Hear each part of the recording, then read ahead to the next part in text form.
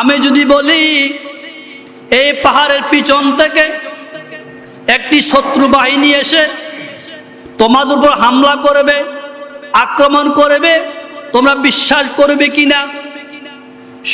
সবাই এক বাক্যে উত্তর দিলেন, হে মুহাম্মদ, অবশ্যই তোমার কথা বিশ্বাস করব। কারণ কি? তুমি এমন মুহাম্মদ, আমাদের সন্তান, জীবনে তোমার মুখে কোনোদিন মিথ্যা শুনি নাই, কোনোদিন তুমি ওয়াদা বরখেলাপ করো নাই, কোনোদিন মিথ্যা আশ্রয় নাও নাই। সেই কাজ সব সময় তারা পাইতেন। রাসূল জীবনে একটি আর মিথ্যা কথা বলেন নাই। এমন নবী, এমন রাসূল, এমন পয়গম্বর। কারণ সকল কর্ম, সকল বর্ণের, সকল ধর্মের